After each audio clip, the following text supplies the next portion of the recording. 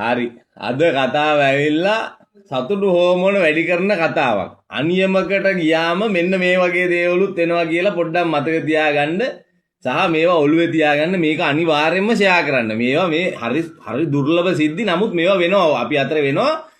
මේ අපේ අර තියෙන මෙව්වක අවාසනාවකට ඒවා අහන්න ලැබෙන්නේ නැහැ අපිට. ඒක වැඩි ඕවගේ දෙයක් වුණාම කියන්නේ නැහැනේ කවුරුත්. හරි මේමයි සිද්ධිය. මගේ යාළුවෙක් හිටියා. පොඩි කාලේ ඉඳන් යාළුවෙක්. හරිද? 2021 සෝරි 20 කොරෝනා ආපුවල්ද කොවිඩ් ආපුවල්ද මං හිතන්නේ මේ මැයි මාසෙ විතර වගේ තමයි මේක උනේ. මූ බැඳලා මාස 6ක් 7ක් තමයි වෙන්නේ. බඩට වයිෆ් ඒ කියලා ගෑනු ළමයාත් අපි දන්නවා. ඒ ළමයාගේ බඩට මාස 5යි. දරුවා හම්බෙන්නේ දැන් මේ වදන්න තව මාස 3ක් විතර වගේ තමයි තියෙන්නේ. 3ක් 4ක් තමයි තියෙන්නේ. ඕම ඉද්දී මූට එකපාරට කොහෙන්ද මන්ද පුණ්ඩවාලයා සෙට් වුණා. Facebook එකෙන් කොණ්ඩේ නූඩල්ස් වගේ අර රවුම් කැරලි තියෙන මේකප් දාලා අම්මා තොල් පාට කරලා කෙලින්ම ආයි පච්ච ගහලා ඉන්න පට්ට කෑල්ලක්. සුදුම සුදුයි කිරි කරුණ වගේ ඒක දැක්කාම ඔය මේ බෑලා තියෙන ඒවත් නගින සයිස් එකේ ඒ වගේ එකක්. හරිද? අර ඇත්ත කියන්න දෙපේ. අර මේ කාන්තාවක් දැක්කහම ඒ ආදරයක් කරුණාවක් ඒ වගේ එකක් එන කාන්තාවෝ ඉන්නවා. එහෙම නැතුව අර පෙනුම තියෙන ඒක දැක්කවම අර සිංහලෙන් කෝ මෝල් වෙන ඉන්නවනේ. අන්න ඒ වගේ කාන්තාවොත් ඉන්නවා. හරිද? අන්න ඒවා ඒ ටයිප් එකේ ගත්තා මේක එච්චර හොඳ මූණක් නන් නෙමෙයි තියෙන්නේ කියලා මම මූට දැක්ක දවසේම කිව්වා. හරි මූ කොහොම හරි අම්මට උඩු මූ මේකට ඇඩික්ට් වුණා. මූ මේ සැරෙන් සැරේට මූට මේ කෝල් එකක් ගන්න ගමන් එකපාරට කෝල් එකේ ඉන්නවා එකපාරට උම්ම සුදුමෙනික උම්ම ගාලා තියෙනවා. ඊට පස්සේ කොහරි බොණ්ඩ දැන් අපි මේ මචං එකට එමෙ ඉස්සර බොණ්ඩ යනවා. මේ පිටිපස්සෙන් තමයි අරලා දෙන්නේ අපිට මේ කොවිඩ් හින්දා. ඒ බොණ්ඩ ගියාමත් එයා මූ මේ බොන එක පැත්තකින් තල එකපාරට මම අරගෙන තමයි තේරුම් හොයාගන්නේ. මට ටක් ගාලා මගේ අවධානය බෙදෙන්නේ මොකද මාත් බීලා ඉන්නේ. උම්ම කියනවා එකපාරට. හරිද? ඊට පස්සේ කොහොම හරි දැන් ඕක ඔය සිද්ධිය දැන් වුණා. හරිද? වෙලා ඊට මං කිව්වා දැන් ඔබ මේ ඕක නතර කරපන්. මොකද මේ දැන් අර මොනවා වුණත් බැඳලා මාස 6-7යි වෙන්නේ. පොඩි කෙල්ලෙක් නේ. ඒ කෙල්ල දැනගත්තොත් එහෙම ලොකු ප්‍රශ්නයක් වෙනවා. ඊට පස්සේ හම්බෙන්නේ දරුවන්ට ෂොක් වෙනවා. ඊට පස්සේ එන ප්‍රශ්නයක් වෙනවානේ.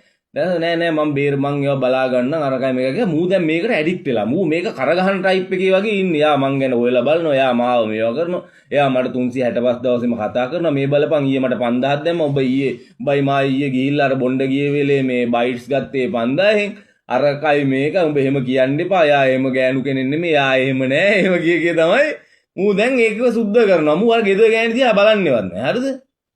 ඊට පස්සේ දැන් කමන්නේ කියලා මාත් හිතාගෙන හිටියා මේ කමන්නව කොහෙල හරි ඕක ඉවර වෙන්නේ. ඕක අමාරුව 3-4 පාරක් මේවා වෙන ගන්න කියලා මං ඉතින් හිටියා. ඉන්නකොට මූ එක දවසක් මේ මට කිව්වා මේ මම හෙට අරක හම්බෙන්න යනවා කියලා. ඔන්න පළවෙනි පාර දැන් හම්බෙන්න යනවා කියලා කිව්වා. ඊට පස්සේ කොහෙද දැන් ප්‍රදේශේ මීගමට පොඩ්ඩක් මෙහා. හරිද? ඊට පස්සේ මේ ඊට මෙහා හෝටල් එක තමයි මේ කාමරයක් අරගන්න මේවා කරගත්තෙත් මූ මේ මං අඳුරන යාළුවෙක්ගෙම තමයි මූ ඒක අහලා තිබ්බේ. මූ මට කිව්වේ නෑ උනාට ඌ මට කතා කරලා කිව්වා අඩෝ මේ මේකට මූ මේමයි සීන් එක කියලා. හරිද? ඊට පස්සේ මේ දැන් මූ ගියාට පස්සේ මම යද්දිත් කිව්වා ඔය මන් දන්නේ නෑ ඔය පැතිවල ඔය කැපුම්ගොඩ මීගම පැත්තේ සාමාන්‍යයෙන් ගෑනු එහෙම මේ විවාහකද නැද්ද අපි දන්නේ නෑනේ. මිනිස්සුયો ඉන්නවද? සහෝදරයෝ ඉන්නවද? මරාගෙන කයිතෝ මෙහෙමයි කියලා ටිකක් බයත් කරා. මූ ඒ කියන දේ ඇහුවේ නෑ. මූ කොහොම හරි ගියා. ගිහිල්ලා ඉවරලා මෙන්න පැය 2-3ක්වත් ගියේ නෑ. මූ මට කෝල් ගන්නවා. මම දැනගත්තා මොකක් හරි ගූ මුට්ටියක් දාගෙන තමයි මේ දැන් කෙලෝගෙන තමයි මේ මෙච්චර කෝල් ගන්නේ. නැත්තම් මූ ජීවිතේට හදිස්සියකටවත් කෝල් එකක් ගන්න නෑ මනුස්සයෙක්ට. හරිද? මම දැනගත්තා හරි. බඩුම තමයි දැන් මේ බඩුම තමයි කෙලෝගෙන තමයි කියලා. මං ඊට පස්සේ කෝකටත් ආන්සර් නොකර හිටියා. පැයකට විතර පස්සේ ආයි මූ මේ වෙන නම්බරයකින් ඒ කියන්නේ මට මීට කලින් ඇවිල්ලා නැති නම්බරයකින් ආව කෝල් එක. ඊට පස්සේ මම ඒකෙනුත් දෙපාරක් විතරදී මම දැනගත්තා මූ තමයි කියලා. මම තුන්වෙනි පාර ගන්න වෙලාවේ ආන්සර් කරා. ආන්සර් කරලා ඉවරලා මේ මං ඇහුවා ඕ හෙලෝ මොකද කවුද මේ කියලා. ඊට පස්සේ මූ කියාපි මේ මම බං මාර වැඩේ උනේ බං. හරිද? මේම දෙයක් වුණා බං මේවයි කියලා කිව්වා. මං මොකද උනේ කියපන් බය නැතුව කියපන් කියලා. අනේ මාව ගනින් මචං ඇවිල්ලා මම මේ ඉර වෙලා ඉන්නේ මචං කියලා කිව්වා. ඊට පස්සේ මම කරපෑනේ මං කිව්වා මට කතා කරන්න එපා 119 ගහපන් ඉන්න තැන කියලා කියා. ඊට පස්සේ මං අහුවා හරි දැන් විස්තරේ කියපන් මොකක්ද උනේ කියලා. ඒ මචං මං ගියා මචං අරකි මචං ඒකි ගෑණියෙන් නෙමෙයි මචං ඒකි මේ සිලිකන් පුරවගත්තේ පිරිමියෙන් මචං කිව්වා. හරිද? ඊට මං අම්මට උඩු මාර වැඩන්නේ ඔබට වෙලා තියෙන්නේ. උඹට මාර වැඩන්නේ වෙලා තියෙන්නේ. ඉතින් ඒක තමයි පොඩ්ඩක් ඔය වීඩියෝ කෝල් එකක් කරේ අරන් ඕක බැලුවේ නැද්ද කියලා. ඊට මූ දැන් ඊට පස්සේ මූ කොහොම හරි එතනින් මේ ෆෝන් එක කට් කරලා මං කෝ වරෙන් ඔතනින් පොඩ්ඩක් ඉස්සරහට වරෙන් කියලා. බොල අපි ඉන්න හරිය ඉඳන් කිලෝමීටර් 10 12ක ඊට වැඩිය පොඩ්ඩක් දුරයි ඔය කියන හරිය. හරිද? ඊට පස්සේ මේ මං කොහමද මොනා වුණත් යාළුවනේ මම ගියා ඉතින් මූව ගන්න. ඊට මූ එනකොට මූ විලාපාල්මයක හරිය විලාපාම් හරි පාල්ම හරි හෝටලේ මට නම් මතන ඒ හරිය විතර මූ පයින් එනවා හති දාගෙන දාඩිය පෙරාගෙන. ඊට පස්සේ මං ටක් ගාලා මූව දාගත්තා. දාගෙන මං විස්තරේ හරියටම ආගත්තා. හරිද? ඊට මූ ඉස්සෙල්ලාම දැන් රූම් එකට ගිහිල්ලා. හරිද? රූම් එකට ගියාට පස්සේ මූ කිස් කරලා අර ගෑණියෙක් එක්ක වගේ මේ විදියටම මූ ඉන්ටිමේට් වෙන්න තමයි ගිහිල්ලා තියෙන්නේ. ඊට පස්සේ මූ අනිත් පැත්ත හරවලා ඊට පස්සේ මුගෙන් ඇවල ඉස්සෙල්ලාම ඔයා කරනවද මං කරන්නද කියලා. අනේ බලන්න මාතේ තරහ වෙන්න එපා මට මේක එන අමාරුයි කියන්න අමාරුයි මට hina ගිහිල්ලා අමාරුයි හරිද මේ ඊට පස්සේ කොහොම හරි මූ ඊට පස්සේ මූ බය වෙලා ඊට පස්සේ මූ දැන් මූ කියපු විදිහට මූටත් වැඩිය ලොකු ජුණ්ඩෙක්ලු ඌට තියෙන්නේ. හරිද? අර කතා කරපු සිව්මැලි කටහඬ නෑලු. හැබැයි ඒ කතා කරපු කෙනාමලු හිටියේ වෙන කවුරුත් හිටියේ නෑලු. ඒ කතා කරපු කෙනාමලු හිටියේ ලස්සන ගෑනු කෙනෙක් වගේම ලස්සන පපුවෙම සිලිකන් වලින් පුරවලලු තිබ්බේ. මූ අර දැන් ඔය ටික කර වෙන්න කලින් මූ අතපත ගාන්න ඇතිනේ. දැන් අර ඌ ඒ ටික තමයි මූ කියන්නේ. ඌ කියනවා මේ තනිකර නිකන් ස්පොන්ජ් වගේලු අහුනේ.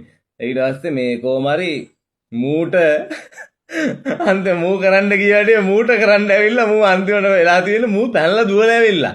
මූගේ ඩෙන්ටිටි එක දාලා තමයි දුවලා ඇවිල්ලා තියෙන්නේ. දවස් 4කට පස්සේ ගිහිල්ලා තමයි මම ගිහිල්ලා ගෙනාවේ ඩෙන්ටිටි. දැන් ඕක මූ පරයා මේක බලනවා නම් වීඩියෝ එක සද්ද වාලා ඵලයන් යන්න දාන්න එපා. උපාඩි කමෙන්ට් අනම්මනම් දාන්න එපා මට. හරිද? මේ ඉතින් ඔන්නෝම තමයි උනේ. ඔන්න අනියමේ ගිහිල්ලා මගේ හොඳම යාළුවෙක්ට වෙච්ච දෙයක්. මගේ වයිෆ් තමයි මේක මට ඊයේ රෑ මතක් කරේ. ඔයාට මතකද අරක මේ අරු කියලා මට විස්තරේ මතක් කරේ. ඉතින් දැන් දන්න උන් මම ඕක මෙහෙම මම මීට කලින් කාටවත් කිව්වේ නෑ මේ ආවලාට උනා කියලා. උනාට මම අර යාළුවෙක් අර මේ කියන්නේ අර යාළු කමට මම ඔය කියලා දෙනවා. උඹ දන්නේ නෑ මේ අපිත් එක්ක හිටපෙකට මෙහෙමත් වෙලා තියෙනවනේ. උඹලා දන්නේ නැති උනාට ඌ මෙහෙම ගිහිල්ලා දුවලා ඇවිල්ලා තියෙනවනේ.